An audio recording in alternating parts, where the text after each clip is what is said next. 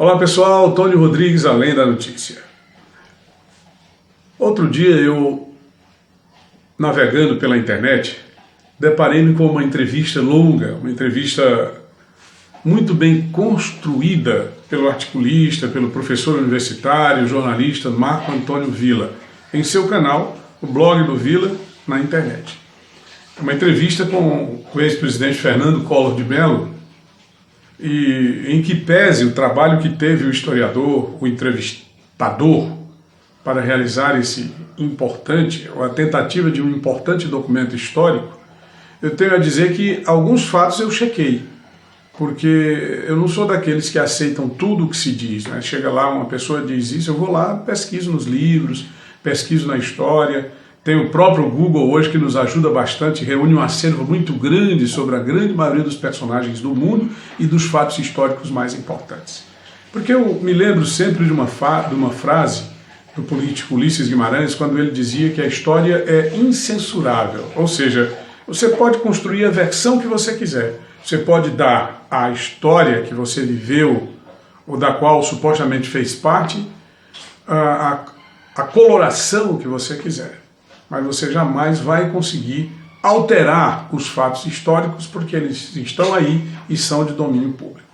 Mas o fato é que o Fernando Collor de Mello, na sua entrevista, que deveria ser grandioso o depoimento sobre a história recente do país, sobre os episódios que resultaram no seu impeachment, ele cometeu inúmeras gafes. E uma delas foi dizer ao Marco Antônio Villa, ele faltou com a verdade, ele mentiu objetivamente, que participou da campanha em favor do parlamentarismo no Brasil. A gente sabe que foi uma campanha que mobilizou 67 milhões de eleitores no ano de 1993, foi no dia 7 de abril de 1993 que se realizou o plebiscito, estava começando o governo Itamar Franco, aquele problema todo que a gente estava vivendo, hiperinflação, as dificuldades que o próprio Itamar tinha para tomar conta do governo, porque ele tentou fazer um governo de coalizão e nomeando ministros dos vários partidos, mas o PT disse não.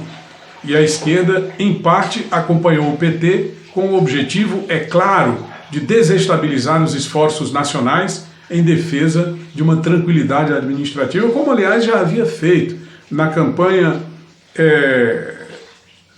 Muda Brasil, que colocou o Tancredo Neves na presidência da República, o Tancredo nem chegou a assumir, e também ao votar contra a Constituição Federal, porque o PT foi o único partido, dentre os que se faziam representar no Congresso Nacional, que votou contra a Constituição Brasileira em 1988. E em 1993 trabalhou contra o governo de estabilidade, o governo de coalizão proposto por Itamar Franco.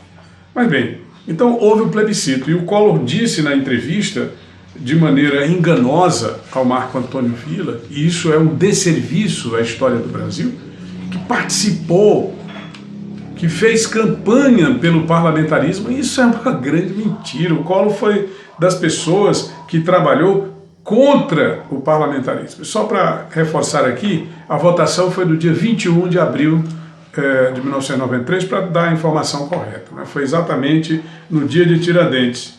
E essa antecipação, ela foi proposta por Antônio Henrique Bittencourt Cunha Bueno, que hoje é um deputado federal do PSD de São Paulo.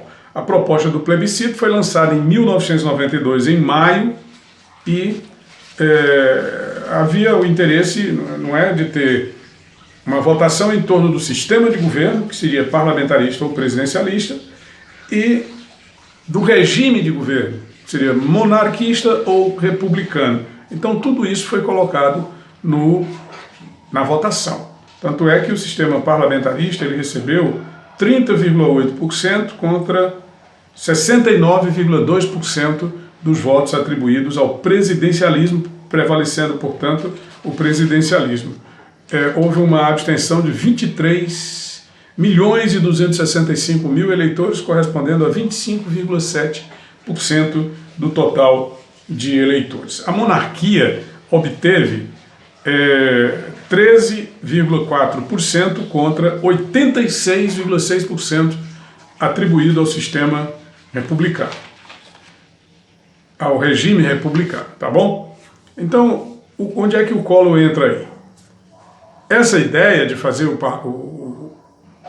o plebiscito, ela já havia na Constituição Federal de 1988, só que deveria se realizar a votação no dia 7 de novembro de 1993. 1998, 1993, 5 anos, e o projeto foi antecipado inicialmente pela proposição do então deputado federal José Serra, do PSDB de São Paulo. Mas o pessoal do Fernando Collor entendeu que votar um plebiscito para escolher novo sistema e novo regime de governo seria um golpe contra o presidencialismo por ele personificado, que era o presidencialismo marcial, que era o presidencialismo de espetáculo. Então ele mobilizou toda a sua bancada para votar contrariamente ao projeto do deputado José Serra, que anteciparia a votação do plebiscito. Estava previsto para 7 de novembro de 93. O Serra quis trazer para o mês de setembro de 92. E tinha 2 votações, na Câmara 2 votações no Senado. A votação inicial no Senado obteve um resultado positivo para que se antecipasse o plebiscito em função da crise política vivenciada pelo governo Fernando Collor e também econômica. Então a primeira votação no Senado, em primeiro turno, ela foi vitoriosa. E aí o Collor entra em cena, não tem nada daquilo que ele disse para o Marco Antônio Villa. Ele entra em cena exatamente para combater a antecipação do plebiscito. Seria exatamente, na sua concepção e na concepção dos seus aliados, um golpe contra o presidencialismo por ele personificado. Então ele não fez campanha a favor do parlamentarismo, coisa nenhuma. É importante que se coloque a história no seu devido lugar, porque, como dizia Ulisses Guimarães, é incensurável, ela é incensurável. No segundo turno, a proposta foi derrotada exatamente em função da mobilização do Palácio do Planalto, através do senhor Fernando Collor de Mello. Então, essa retificação eu considero por demais interessante, porque não aceitar aquilo que se diz simplesmente porque foi um personagem que estava lá. Não é o fato de estar lá que o coloca no centro dos acontecimentos, em favor dos acontecimentos, e só porque ele diz que esteve, porque a história diz o contrário. A história diz que houve uma mobilização contra o parlamentarismo. Se você gostou, deixa aí o seu gostei, se inscreve no nosso canal e ative as notificações do sino. É Tony Rodrigues, Além da Notícia.